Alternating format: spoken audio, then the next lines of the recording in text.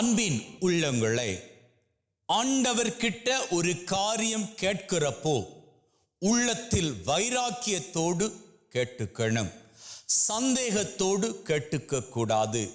நமக்கு ஒரு காரியம் வேண்டுமாக இருந்தால் அந்த காரியம் சரியானதோ தப்பானதோ அது நமக்கு தெரியாது.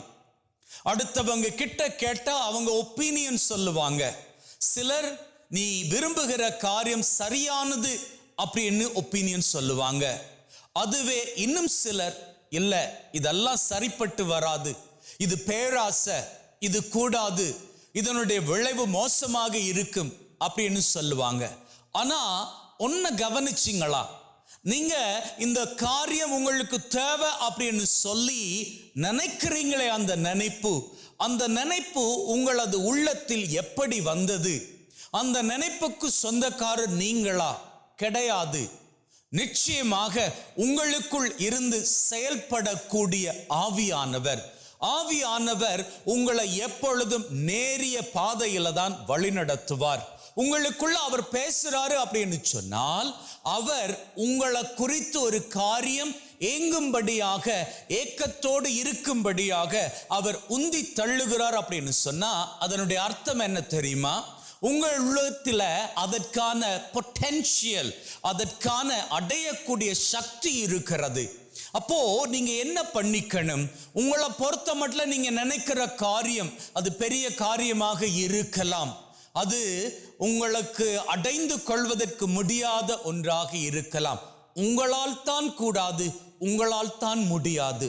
ஆனால் தெய்வத்தால் கூடும், தெய்வத்தால் முடியும்.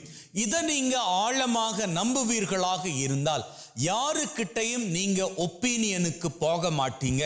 உங்க உள்ளத்துல ஒரு காரியம் தோன்றுது, அந்த காரியம் சரியோ தவறோ உங்களுக்கு தெரியாது. உடனடியாக நீங்க என்ன தெரியுமா பண்ணிக்கணும்? ஆண்டவர் சன்னிதானத்திற்கு போய் அவர்கிட்ட சொல்லணும், ஆண்டவரே, எனக்குள்ள இந்த காரியம் தொடர்ந்து வந்துகிட்டே இருக்குது.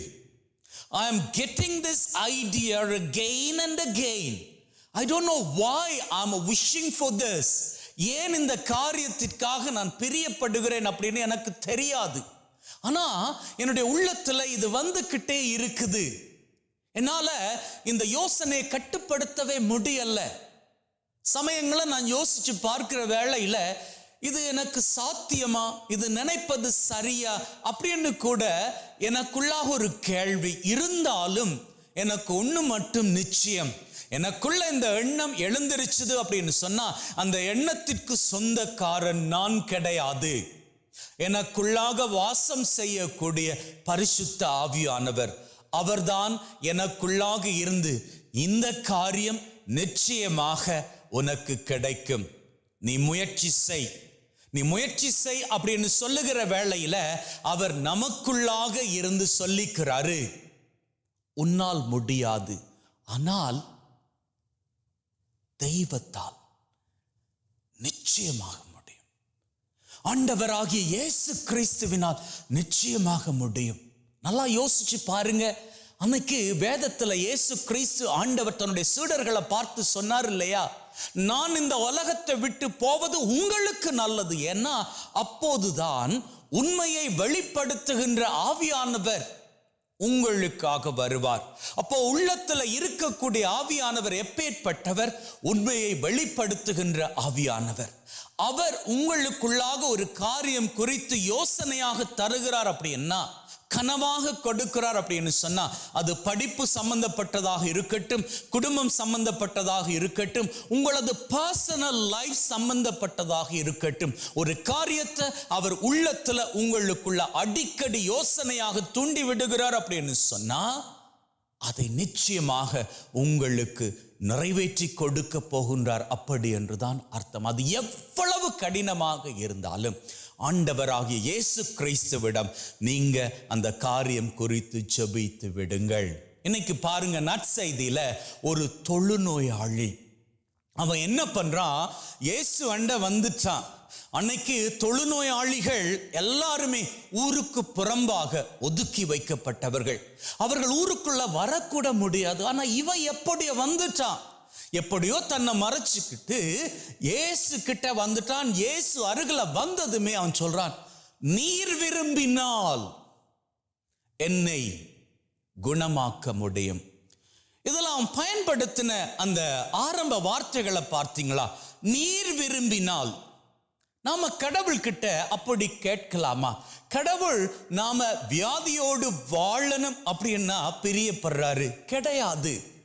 அவனுடைய மனநிலை என்ன தெரியுமா? இந்த ஊரே என்ன ஒதுக்கி வச்சிருக்குது, இந்த ஊரை பொறுத்த மட்டும் நான் வேண்டாதவன், இந்த ஊருக்கு நான் எந்த விதத்திலும் பிரயோஜனப்படாதவன். அப்படி இருக்கக்கூடிய என்ன இந்த ஊர் வெறுத்துத்தான் வைக்கும். ஆனா நீர் வெறுக்க மாட்டீர். நீர் நினைச்சா என்னை நேசிச்சு எனக்கு சுகம் தர முடியும். ஆகவேதான் நீர் விரும்பினால் என்னை குணமாக்கும் அப்படின்னு கேட்டுக்கிறான். நம்முடைய உடல்ல தொழுநோய் இல்லாது இருக்கலாம், ஆனால் உள்ளத்துல தொழுநோய் போன்ற எத்தனையோ காரியங்கள் இன்னைக்கு வரைக்கும் ஒட்டிக்கிட்டு தான் இருக்குது. அந்த காரியங்கள் நம்மை விட்டு நீங்கி நாம் சந்தோஷத்தோடு வாழணும் அப்படின்னா ஆண்டவர்கிட்ட போய் கேட்போம். ஆண்டவரே, என்னுடைய உள்ளத்துல இருக்கக்கூடிய இந்த தொழுநோய் இது என்னை விட்டு போகணும். ஏன்னா எனக்கு இது எப்பொழுதுமே தொந்தரவு கொடுத்துக்கிட்டே இருக்குது. இது என்னுடைய மனசுக்குள்ளாக உறுத்திக்கிட்டே இருக்குது. ஏன் நான் இப்படி இருக்கிறேன்? எதற்காக நான் அடிக்கடி மனசால உடைஞ்சு போறேன்? ஏன் நான் சண்டை போட்டுக்கிறேன்? ஏன் நான் சந்தோஷம் இல்லாம இருக்கிறேன்? இப்படியான யோசனைகள் எனக்குள்ளாக இருந்து கொண்டே இருந்து என்னை உள்ளத்தால் தொழுநோயாக்கி வைத்திருக்கிறது. பரிசுத்த ஆவியானவர் எனக்குள்ளாக இருந்து பேசுறாரு. அதான் என்னுடைய மனசு சொல்லுது, நான் இதை விட பெட்டராக வாழணும். அந்த பெட்டரான வாழ்க்கை என்னுடைய கனவாக இருக்கிறது. அப்போ ஆண்டவர் கிட்ட நீங்க கேட்கிற வேளையில அந்த தொழுநோயாளி போன்று ஒரு போதும் கேட்காதீர்கள். நீர் விரும்பினால் நான் பிரியப்படுகின்ற காரியத்தை எனக்கு பண்ணி கொடு அப்படின்னு கேட்காதீங்க. ஆண்டவராகிய இயேசு கிறிஸ்துவிடம் போய் கேளுங்க. ஆண்டவரே, நான் ஆசைப்படுகிறேன், என்னுடைய லட்சியம் நிறைவேறணும், என்னுடைய கனவு நிறைவேறணும், நான் விரும்புகிற காரியம் எனக்கு கைகூடி வரணும். நல்லா யோசிச்சு பாருங்க, இந்த வாழ்க்கை எத்தனை வருஷ காலங்க? 100 வயசு வரைக்கும் நீங்க வாழ போறீங்க அப்படின்னு சொன்னா 100வது வயதுல நீங்க என்ன இப்போ இருக்கின்றது போன்று வாலிபனாக இருக்க போறீங்களா? ஒரு யுவதியாக இருக்க போறீங்களா? வயது முதிர்ந்ததும் உடல் எல்லாம் தளர்ந்து போயிரும் இல்லையா? எலும்பெல்லாம் பலவீனம் கண்டுகொள்ளும் இல்லையா? அப்போ 100வது வயதுல நீங்க சந்தோஷமாக இருந்து வாழணும் அப்படின்னு நீங்க ஆசைப்படுகிற பொழுது இந்த உடல் உங்களுக்கு ஒத்துழைப்பு கொடுக்குமா? கிடையாது இல்லையா? வாழ போகின்ற இந்த வாழ்க்கை ஒரே ஒரு வாழ்க்கை. இன்னைக்கு நீங்க 20ஆக இருந்தாலும் சரி, 70ஆக இருந்தாலும் சரி, ஆண்டவரிடம் தைரியமாக உங்க உள்ளத்துல இருக்கக்கூடிய விருப்பத்தை குறித்து வெளிப்படுத்தி தைரியமாக கேளுங்க. ஆண்டவரே, என்னுடைய விருப்பம் இதுதான். நீ யாருக்கிட்டையும் போய் ஒப்பீனியன் கேட்க விரும்பல. சிலர் சரி என்று சொல்வார்கள், சிலர் தவறு என்று சொல்வார்கள். நீங்க என்ன சொல்றீங்க? என்னுடைய விருப்பம் இது. அந்த தொழுநோயாளி போன்று கூட நான் உங்ககிட்ட கேட்கல. நீர் விரும்பினால் எனக்கு இதை நிறைவேற்றி கொடு அப்படின்னு சொல்லி, நீர் என்னுடைய அப்பா, என்னுடைய நல்ல தகப்பன், எனக்கு அப்பாவும் நீர்தான், எனக்கு அம்மாவும் நீர்தான், என்னுடைய நெருக்கமான நண்பனும் நீர்தான். உன்கிட்ட நான் கேட்கிறேன், எனக்கு இது வேண்டும். வைராக்கியத்தோடு கேளுங்க. கேட்டுதான் பாருங்களேன். அடுத்த கட்டம், நீங்க எதை குறித்து கேட்பதற்கு தயங்கிக்கிட்டு இருந்தீங்களோ அந்த காரியம் இன்றிலிருந்து ஒவ்வொன்றாக உங்களது வாழ்க்கையில் கைகூடி வர, வாழ்விலே இன்னைக்கு இருக்கும் நிலையிலும் பார்க்க மேலான நிலைக்கு உயர்ந்து கொண்டு மகிழ்வின் சிகரங்களை உறுதியாக பற்றி பிடித்துக் கொள்வீர்கள். ஆமென்.